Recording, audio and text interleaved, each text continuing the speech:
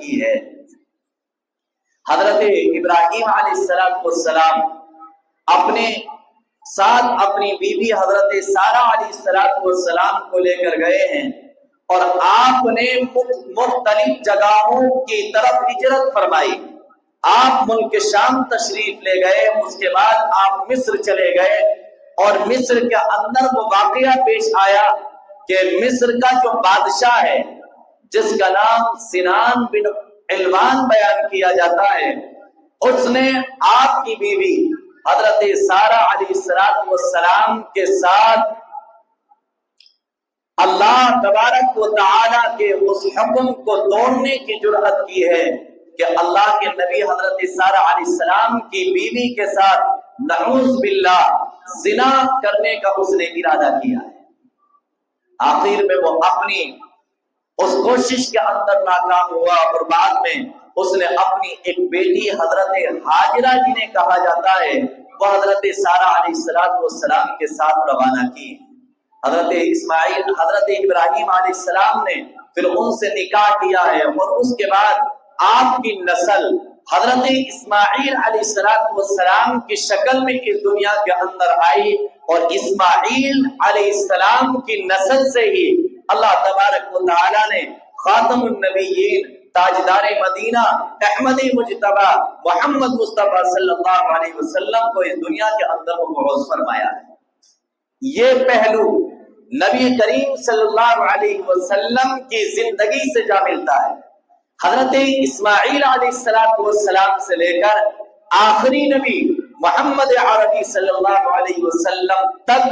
حضرت اسماعیل علیہ السلام کی اولاد میں درمیان میں کوئی نبی تشریف نہیں لائے۔ ادھر آپ کا جو دوسرا خاندان ہے، ابراہیم علیہ السلام کی جو دوسری بیوی ہیں حضرت سارہ علیہ السلام، ان کے بطن سے ایک بیٹا پیدا ہوا جس کا نام اسحاق ہے۔ یہ آپ کی دوسری نسل ہے اور اس نسل سے اللہ تبارک و تعالی نے بڑے بڑے پیغمبر اس دنیا کے اندر حضرت اسحاق علیہ السلام کی نسل سے پیدا فرمائے۔ سب سے پہلے تو آپ حضرات یہ سمجھیے، حضرت لوط علیہ السلام جو حضرت ابراہیم علیہ السلام کے چچا کے لڑکے ہیں، وہ آپ پر ایمان لے آئے۔ اللہ نے حضرت لوط علیہ السلام کو بھی نبی بنا دیا۔ اللہ تبارک و تعالیٰ کے حکم سے اللہ کی جانب سے انہیں بھی نبوت مل گئی، یہ بھی نبی بنا دیے گئے۔ اللہ تبارک و تعالیٰ نے انہیں اردن کا علاقہ دیا، یعنی اردن کا انہیں نبی بنا کر بھیجا گیا اور وہاں پر انہوں نے اپنی قوم کو تبلیغ کی۔ قوم صدوم جسے کہا جاتا ہے، یہ وہ قوم تھی کہ جس کی عادت یہ بن چکی تھی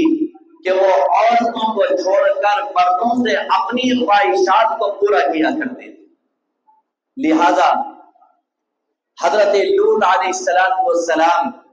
اپنی قوم کو سمجھاتے رہے،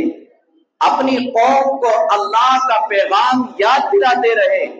لیکن قوم اپنی نافرمانی سے باز نہیں آئی، ٹس سے مس بالکل نہیں ہوئی۔ الغد اللہ کا حکم آیا، اللہ تبارک و تعالی نے حضرت لوط علیہ السلام کو حکم دیا کہ اے پیغمبر، آپ اپنے ماننے والوں کو جو آپ پر ایمان لے آئے ہیں، آپ انہیں اپنے ساتھ لے کر آپ اس بستی سے نکل جائیے، اب ان پر اللہ کا عذاب آئے گا۔ حضرت لوط علیہ السلام اپنی قوم کو جو آپ کے ماننے والے ہیں، آپ پر جو ایمان لا چکے ہیں، آپ انہیں لے کر اس بستی سے نکل رہے ہیں۔ اور ساتھ میں اللہ نے یہ بھی فرما دیا تھا، آپ اپنی قوم کو یہ نصیحت کر دینا کہ وہ جب اس بستی سے نکلے تو پیچھے کو مڑ کر نہ دیکھیں۔ اگر انہوں نے پیچھے مڑ کر دیکھ لیا تو وہ اللہ کے عذاب کا شکار ہو جائیں گے۔ اللہ کا عذاب انہیں بھی اپنی گرفت میں لے لے گا، وہ بھی اللہ کے پکڑ میں آ جائیں گے۔ لہذا آپ اپنی قوم کو لے کر بستی سے نکل رہے ہیں، آپ کے ساتھ میں آپ کی بیوی بھی ہیں جنہوں نے ایمان قبول نہیں کیا، انہوں نے پیچھے مڑ کر دیکھا، اللہ کا عذاب کا وہ بھی شکار ہوئی اور وہ اللہ کے عذاب کے گرفت میں آ کر تباہ و برباد ہوئی۔ اس کے بعد اللہ تبارک و تعالیٰ نے حضرت جبرائیل علیہ السلام کو حکم دیا، جبرائیل علیہ السلام اس زمین پر آئے اور قوم سدوم کی جو بستیاں ہیں انہیں اپنے پر اٹھا کر آسمان تک لے گئے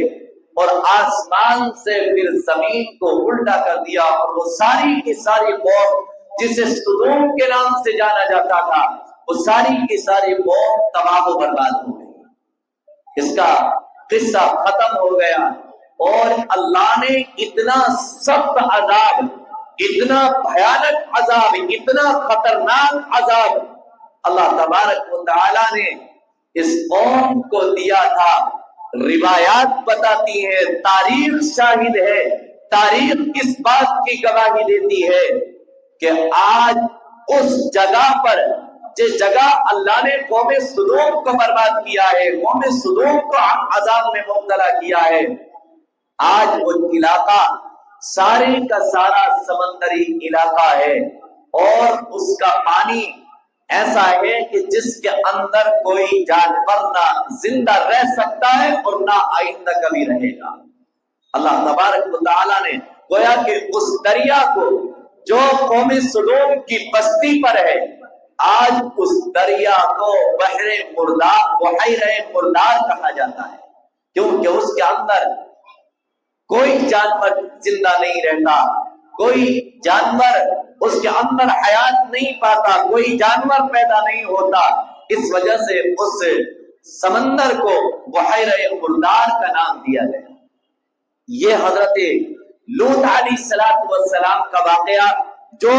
حضرت ابراہیم علیہ السلام پر ایمان لے آئے تھے۔ اب اس کے بعد ایک دوسرا سلسلہ شروع ہوتا ہے۔ سب سے پہلے آپ اس بات کو سمجھیں کہ زمین پر جو ملک مصر ہے، ملک مصر کا علاقہ، عراق، ملک شام، فلسطین، اردن، یہ سارے کے سارے علاقے ایسے ہیں جہاں پر اللہ تبارک و تعالیٰ نے کثیر تعداد کے اندر انبیاء علیہ السلام کو بھیجا ہے۔ تو سب سے پہلے آپ یہ سمجھیں، حضرت اسحاق علیہ السلام جو آپ کی بیوی حضرت سارہ علیہ السلام کے بیٹے ہیں، ان کی جو نسل آباد ہے وہ مصر کے اندر آباد ہوئی ہے۔ سب سے پہلے آپ مصر کو سمجھیں کہ مصر یہ شہر آباد کیسے ہوا، جو آج ملک کی حیثیت رکھتا ہے، اپنی الگ پہچان رکھتا ہے، اپنی عمارتوں میں الگ اس کا ایک شان اور ایک مقام اور مرتبہ، آج کی اس دنیا کے اندر اس کا ایک الگ مقام اور حیثیت ہے۔ اسی طریقے سے زمانے جاہلیت کے اندر بھی حضرت ابراہیم علیہ السلام کے بعد یہ ملک مصر ایسا ہی تھا کہ جس کی اپنی الگ پہچان عمارتوں کے اعتبار سے ہوا کرتی تھی۔ یہاں کے لوگ بڑے نقش و نگار کو جاننے والے، اچھی اچھی عمارتیں تعمیر کرنے والے لوگ تھے۔ یہ مصر شہر آباد کیسے ہوا، اسے مصر کیوں کہا جاتا ہے، تو اس کو آپ سمجھیے،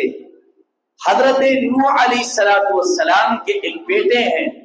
جن کا تذکرہ میں نے آپ حضرات کے سامنے کیا، اور ان کا نام حام ہے۔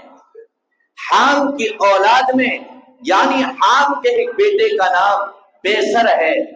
اور بیسر کے بیٹے کا نام مصر ہے، اور گویا کہ یہ ایک اعتبار سے حضرت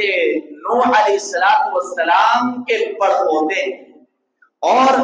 انہی کے نام پر اس شہر کا نام مصر رکھا گیا۔ یہ علاقہ وادی نیل سے 19 کلومیٹر کی دوری پر ایک جگہ ہے جسے منف کہا جاتا ہے۔ اس جگہ پر حضرت نوح علیہ السلام کا پڑپوتا مصر نامی آباد ہوا، اور اس زمین نے، اس علاقے نے اپنی ایک پہچان الگ بنا